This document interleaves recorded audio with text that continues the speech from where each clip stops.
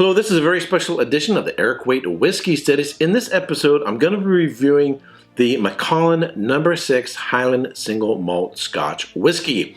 It comes in a very special decanter made by Lalique. It is also very expensive. It goes for anywhere between $3,800 and $5,000. So, needless to say, it's not a bottle I would run out and buy. However, the Scotch for Dummies did a special series of videos in which they talked about getting this bottle and then making portions of it available to donators who can then sort of as a raffle potentially get a portion, and then the largest contributors got to keep a portion of the whiskey as well as the decanter. So the largest contributor contributed over $1,000, and the second largest contributor was myself, and I contributed, I think it was around $350. And so what I got was two minis put together by the Scotch for Dummies. So if you want to know more about it and everything that they went through, I'll put a link to their videos at the end of this video. The decanter itself, if you go online and just look at their more mass-produced decanters, the decanter itself, the Lalique decanter itself, goes for anywhere between $1,300 and $1,600. Now you can't go on their website and buy a Macallan decanter, so that's just the price range you see of a lot of their other decanters. So even if you just got the decanter, if you only paid $1,000 for the Macallan decanter as well as the box and everything else, you got a pretty good deal. If you go to a whiskey shop, say a whiskey bar, such as the Whiskey House in San Diego, you know, for a whiskey of this caliber and this expense, you're probably going to pay minimally probably $150 to $200 for a pour from a whiskey bar. So having spent $300, I actually consider the fact that I got two of these actually a fair decent price. When I was at the Whiskey House in San Diego, I paid, I think it was $125 for an Ardbeg, a really hard to find Ardbeg. And so, yeah, this is really, really expensive, but some people will sort of scoff at it and say, hey, you could have bought this, you could have bought that. But here's the thing. In my 20 years of studying wine, there are certain things along the journey that once you get a chance to try it, you should make that jump. And there are opportunities I have had that I didn't jump on, and you can't go back and do it. For example, I'm a big opera fan, and I had the opportunity to spend a few $100s to go see Luciano Pavarotti. Well, Luciano Pavarotti is no more. He passed away years ago, and there will never be another tenor like him. Now, I've seen a number of other fantastic tenors, spent a pretty penny to go see them, but there's one that I let go by. So there are some very, very high-end wines that, sure, I'm not going to spend a lot of money on a regular basis. Buying them. I've had all the first growth of Bordeaux. I've been to all the chateaux in Bordeaux, the first growth Bordeaux. We're talking a very high-end, very expensive wines. Wines on release, $800 to a couple $1,000s a piece, depending on the vintage. Well, this is very similar to that.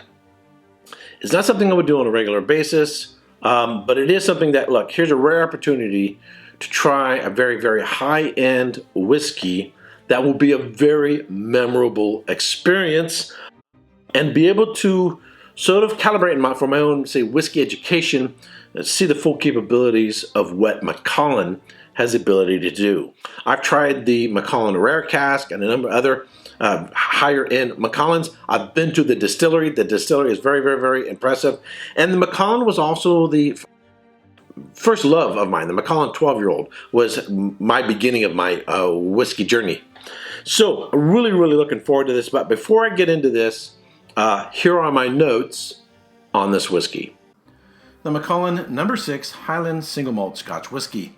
The Macallan No. 6 is part of the Macallan 1824 Master Series, along with the Rare Cask, Reflection, and M. It has been created exclusively from first fill European oak sherry seasoned casks that were made in a single cooperage Tavasa in the Jerez region of southern Spain. The name of the whiskey comes from the 6 pillars of Macallan, the spiritual home, the curiously small stills, the finest cut, the exceptional oak cask, the natural color, and the peerless spirit. The whiskey is presented in a very fancy and expensive crystal decanter from Lalique. It is bottled at 43% alcohol by volume, and prices range from very expensive to even more expensive. So, in case you're wondering, this is a decanter that I brought back from Macallan Distillery. I paid probably anywhere between $200 and $250 for this. It's currently empty, and one of these days I'm going to find another bottle, special bottle of Macallan, and put it in here. What I'm doing with these 2 minis is I'm going to enjoy this one now, and the other one I'm going to save for a special occasion.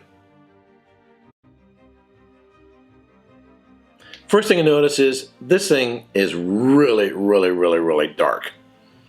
It looks like an Amontillado sherry. Just from where I'm looking at now, it has a deep dark amber color.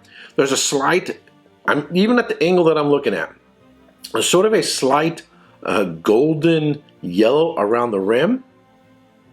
I get the same thing when I'm looking at it like this, although when I look at it like this, it's a little thinner, going through it. It thins out versus when you're like this, it looks dark. It looks darker. But also, if I put it up to light like this, there is a tinge of red in there as well. So it's sort of a dark burgundy in color, but also has tinges of amber, a dark amber, almost brown, and then around the rim is sort of a slight gold, even with a little tinge of green to it. Again, this even looks like a sherry. On the nose, now a lot of whiskey reviews, I'll sort of, because I like to keep the videos down to about 15 minutes. I usually have the opportunity to try a number of different times and a number of different ways off camera before I do my final review. So normally I'll have had it in a glass neat, I've added some water, I've had it on ice, I've had it in a rocks glass, normally in a Glencairn. I could try it a number of different times before I get in front of the camera and give my final review. But because I've only got 2 bottles, I don't have that opportunity. So I'm doing this sort of off the cuff. Wow. So first thing you get on the nose, it smells sweet and very intensely aromas of sherry notes. Fig, dates, raisins, dark chocolate, caramel, cinnamon. There's actually a slight whiff of smoke. Pecans, pecan pie. There's some citrus as well. Maybe a little bit of orange and clove, or an orange that has had cloves in it.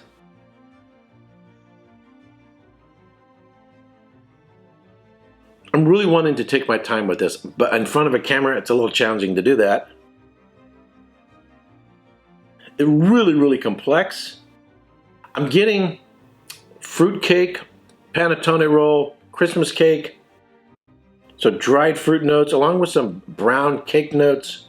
Really beautiful nose.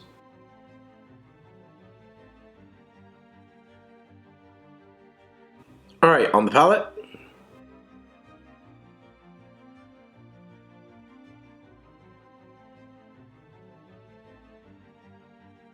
Now that's just the first sip. But what I'm paying attention to is the evolution. Let me take another one. Wow. The flavors on this whiskey are unbelievably dense and concentrated. The evolution, the arc of the evolution is huge. You get the fig, the dates, the raisins, and you get chocolate, and then in the mid palate, I get a little bit of pecan pie. I get that Christmas cake or panettone roll. Christmas cake and panettone roll both have the dried fruit notes in it. Both have a bready character to it. I do get some like dark brown sugar. I did get some sort of a little bit like a charred wood. Maybe even a little bit of molasses. Cinnamon.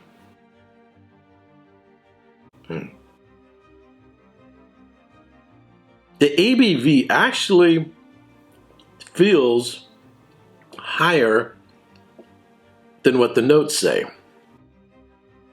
Not because I'm getting a lot of heat or tingling or anything like that, but because of the intensity of the flavor. One of the first things I thought was, for a whiskey that expensive, for only 43 ABV, I thought they could at least give it something over 50. But the flavors on this are actually unbelievably intense. I've had heavy sherry cask whiskeys. In fact, one that comes to my mind, this Glenfiddich, which is a first fill sherry cask that I brought back. This is one that I filled. This is at 57.6% alcohol by volume. And I also had a Deanston that I actually blended myself at Deanston Distillery, in which I also used a high proportion of sherry casks, and it sort of reminds me of that.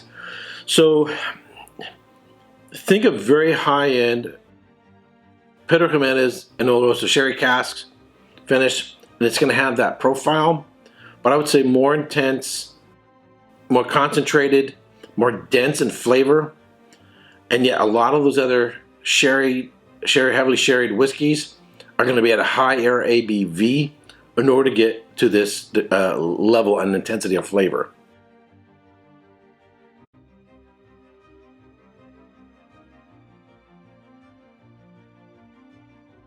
Wow.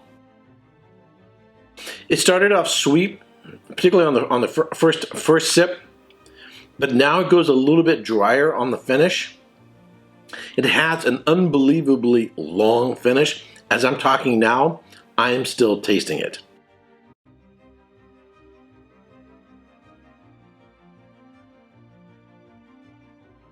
So, for the review, I'm going to give this 95 points. I'm going to give this a 95 points. I want to spend some more time with it. I don't want to bore. I'm not going to make an hour-long review, which you guys just sit here and watch me sort of savor this thing over the next hour. But that's what I'm going to do. I'm going to spend another hour on this one and finish this and finish the rest of this bottle off camera. This is an absolutely spectacular whiskey. However, I have experienced some other very intensely flavored, highly concentrated single malt scotches with a heavy sherry cask that were similar to this, maybe even a step up, that didn't go for this amount of money.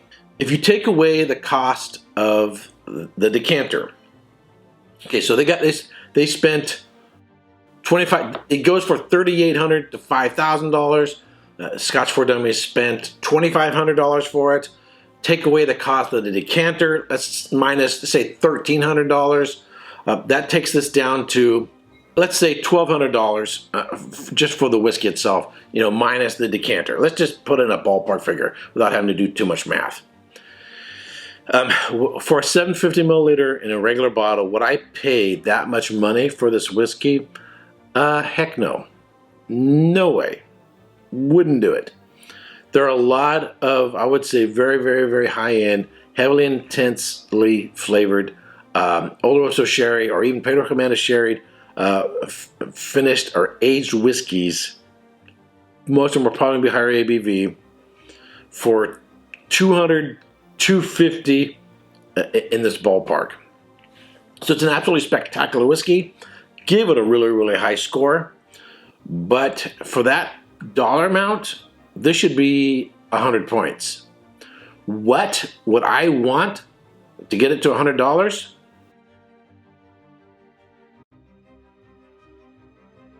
More variation in flavor. texturally something different. Texturally, it's thin. It's thin.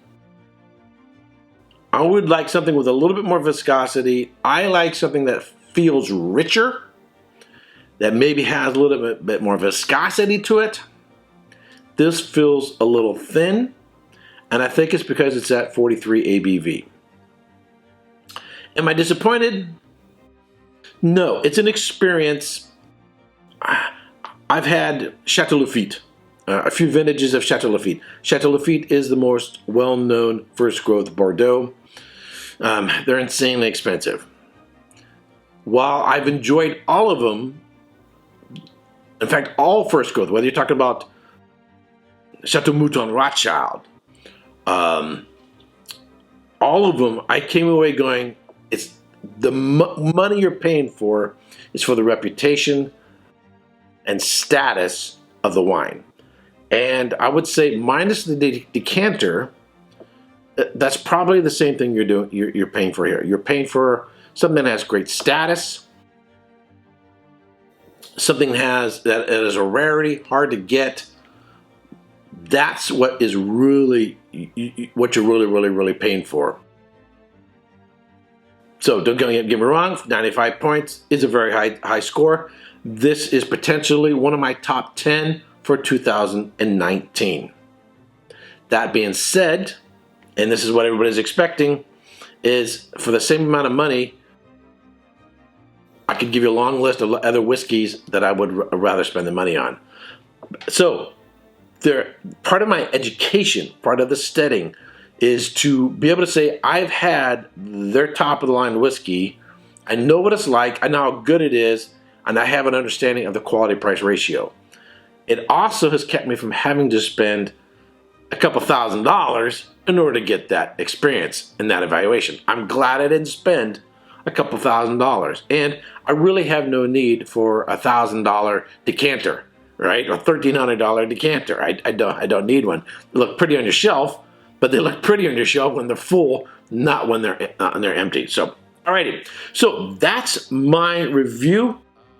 If you have any thoughts, if you have any comments, leave them down below. If you subscribe to this channel, I want to thank you very much. If you haven't yet subscribed, but you like this review, give it a thumbs up, share with your friends on Facebook, Twitter, and other social networking channels. And if you're a subscriber and you want to be notified when I go live, when I post a new video, you're going to want to ring that bell. All right, until next time, cheers.